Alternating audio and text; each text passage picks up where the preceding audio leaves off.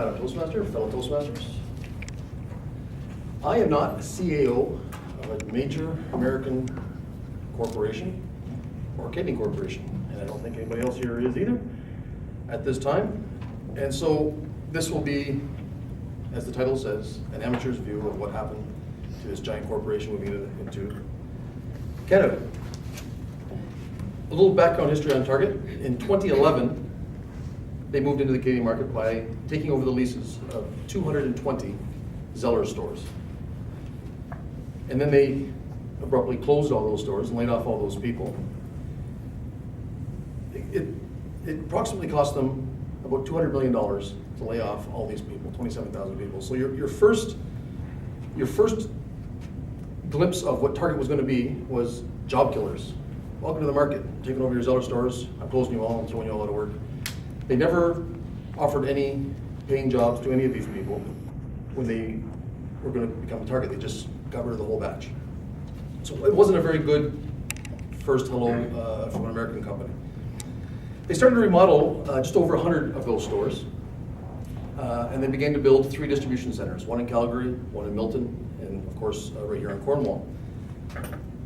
That was an approximate cost of about $120 million for those 3.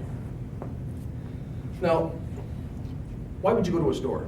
Why would you go to a store? Because you need a product. Because you need a product.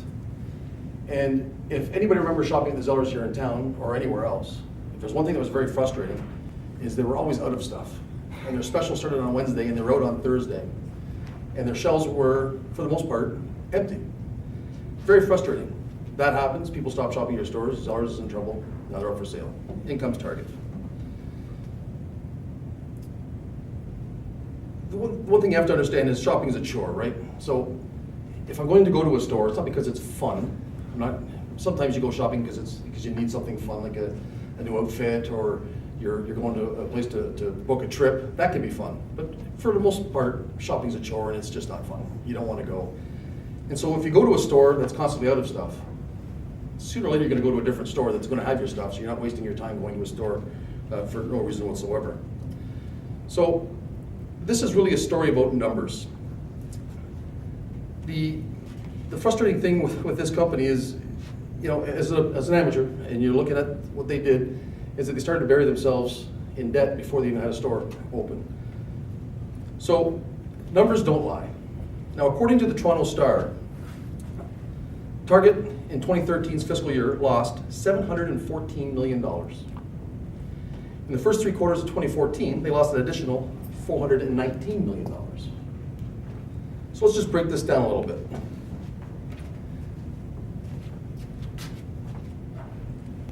They came into the market, they took over those stores, they let off 27,300 people at an approximate cost of $200 million. Then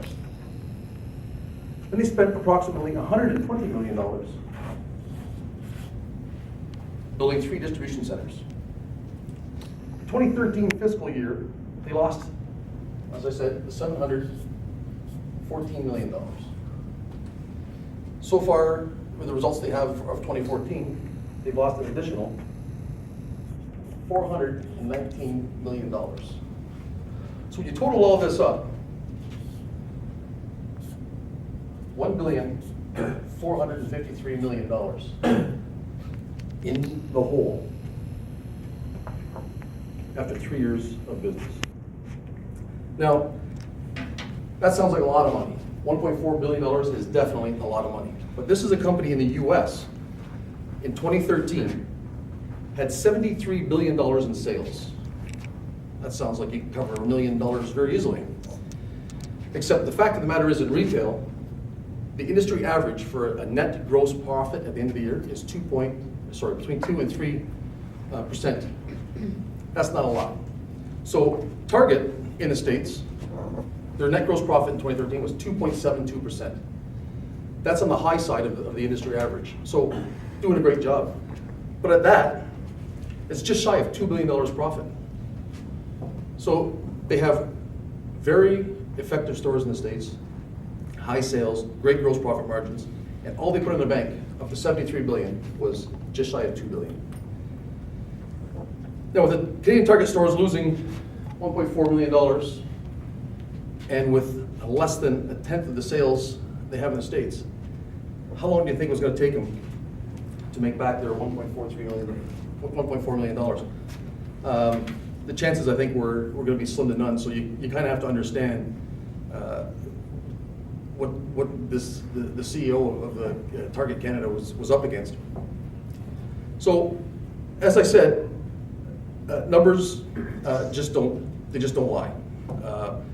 If you factor in the fact that, as I said, they took over stores that had empty shelves, and they opened up brand new in the same locations, nice paint jobs, nice new signs, all new people hired, and here we go. And you walk in the doors, empty shelves. So your experience at this store was empty shelves. They put a new store in its place, and your new experience is empty shelves. Nobody's going to shop in that store. So when you bury yourself before you even started, they were $320 million in the hole. That's before they even opened a store. So I think the lesson here is, if you're going to move into a new market, a new country, you might not want to start with 133 stores. You might want to start with 10, and then work your way up and pick your stores properly. You shouldn't be taking over 220 stores. You should have taken over maybe 40, and then opened 10 with one distribution center, and then built, and then another distribution center, and did it slowly. I think they just took off.